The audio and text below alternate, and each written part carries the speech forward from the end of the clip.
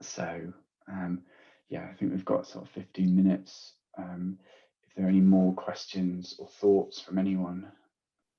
I'm coming up to like doing our first set of sales for Saturday School and Mental Black Business, and I'm organizing the team to do so.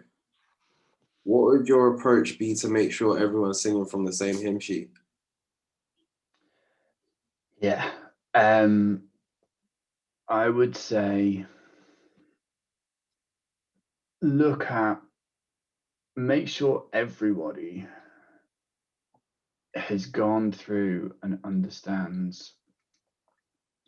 I guess don't take for granted that everyone in the business has exactly the same knowledge as you about the business or the organization. So I guess don't forget to tell them the whole story. Like it's sort of, it starts with the vision, but like actually what is the whole background to the business? What is the whole story? Because they're the people who are going to have to go out um, and sell that. I think it's easy as a sort of, as a leader, to make assumptions about what other people will know, what people in your team will know. We got a question from Abina. She's asking if you could elaborate more on personal effectiveness. I think maybe let's start on why it's important to even reflect on that, and then maybe we can then like then discuss why the tools make sense. Yeah, yeah. I guess the if you are if you are running a business and it's just you will probably wake up every morning and wonder, like, there will be literally thousands of things that you could do that day. I think personal effectiveness is an idea that is, it's about you putting the structures in to achieve as much as possible in that day. Um, so it's the whole, like, ultimately what you don't want to build is a business of busy fools. Like, and that idea is somebody looks busy all day, but what are they actually achieving? Have they got you any closer to achieving your vision or achieving their targets? I think that the the prime example here is the sort of the one that I made earlier on. There is not a lot of value to you of having a business. Let's say your business is super successful and in 10 years you employ 100 people. There is no value to you if those 100 people spend all day staring at their emails, having huge long conversations on various things, trying to get things done. I think the sort of the point of personal effectiveness is to highlight, and there's obviously many models and many tools that can help you do this, but it's making sure that you are effective in your role, in your job that you have to do, not just that you're being busy. So I guess there's sort of the two examples. If you take the sand, the pebbles, and the rocks, I guess if you say an example of the sand is just like replying to emails. An example of sort of the rocks is probably doing some of the stuff that we've been talking about earlier in terms of spend a day thinking longer term, reassessing your business plan.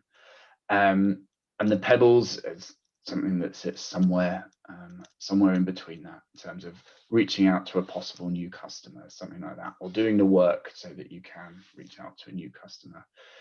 It'd be very easy for you to spend all day looking at your emails, get to the end of it and say, great, I sent 100 emails. But have you got any closer to like reviewing your business plan, understanding where you are, understanding your whole business? Probably not.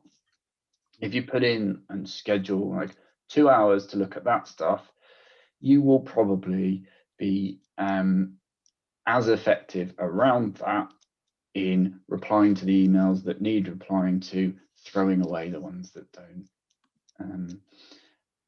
And likewise on that sort of Eisenhower matrix, that's what can help you decide this topic isn't important. Let's not do it.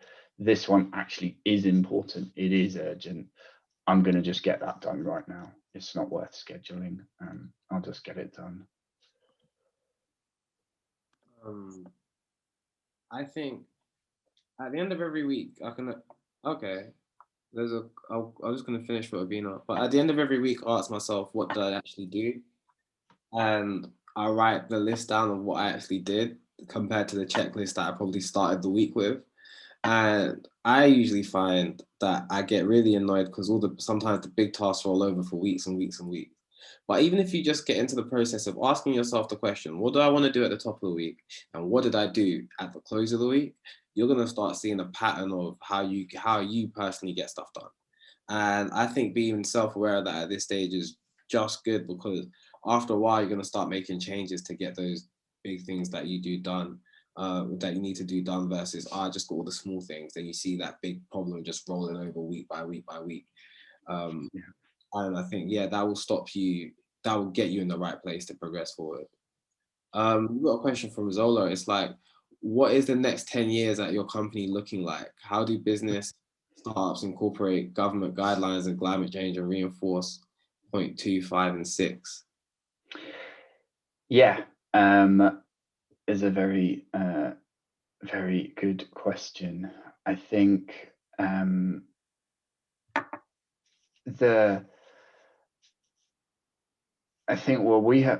Camden we've just worked on a 5-year plan. I guess this summer we worked on a 5-year plan, and I think there's a few aspects of sort of how the world has changed, not just sort of recently, but how it's changing over the long term. That means the key to any business over the next 10 years is going to be it needs to be flexible, and it needs to be agile. And I think that, I guess this is where I think I sort of put my faith in why small businesses will be successful over the next 5-10 years, because they're the ones that can be flexible, they can be agile, they can pivot to actually this is the way that the world's going now. I think specifically for Camden, we have a sort of, I guess we've honed in a bit on, all right, there is still a huge opportunity in beers, in the beers that we make, and in the market that we're working in. So specifically the UK, I think sort of like consumer behaviors have been changing in our over the past 10 years, probably in our favor, in terms of people are drinking less, but people are paying more attention to what they are drinking. So if you're selling a high quality product, actually it costs a bit more, but in this market, people overall are spending less because they're drinking less, so they pay more attention. And that's the same across numerous categories, not just beer. So it's the same across, look at coffee, look at bread, and I think absolutely an area that businesses are going to have to focus even more on is the overall environmental impact. But I guess not just the environmental impact, it's the sort of the impact business have on the community, impact on their own teams, the society as a whole. So we are right in the middle of our verification process to become a B Corp. And I guess the reason that we've done that it's not so that we can go out and shout about it from a sort of a brand perspective. It's because we have a value as a business of doing the right thing. And what B Corp allows us to do is actually it measures us and it tells us, are we doing the right thing across all of the different all of those different areas across the sort of environment, community, and team. I'd just like to add, like, for 10-year visions and stuff like that. I think sometimes the simpler the vision, the better. Like when you're listening about Innocent, I want to be the best small juice company in West London, national, Europe. Like I would keep it to I'll keep your longer term visions really simple and really close to the purpose of your business. And just make sure those two things are aligned, because everything else becomes crystal clear after that. So if I turn around and say, okay, the next 5 years for me is that Saturday school becomes a college, because we're always teaching people and we're always empowering people through education and so on and so forth. Like that really speaks to our brand purpose, but it shows the step change and evolution I need to do to get from being a school where we teach and maybe give people classes and maybe few CPD certificates to a college, which is, okay, we might do degrees or we might do longer term courses or we might do courses over a longer period of time and so on and so forth. It allows you the very clear direction of travel. And so with whatever you're doing, keep that very simple. And then the governance that has to come around that, whatever government guidelines I need to follow, whatever government guidelines Camden needs to follow, then just falls out of place and makes sense, because now you understand what direction you're trying to go. You understand what value you want to get there, the lifestyle and the activities that you need to do to make those, to realize those things. It all just then makes sense.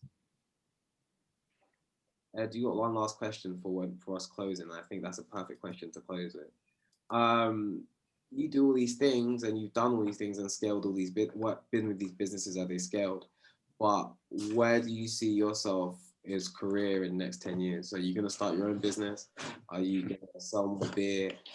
I'm interested in where does a role like yours take you? Yeah, I guess what motivates me is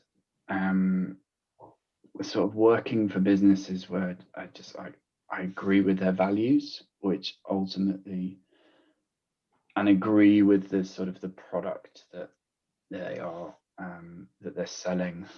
Either that's because I like the product, or I think it's going to be beneficial to sort of society or the world in general. So I think for me, I'm sort of very happy in my current role.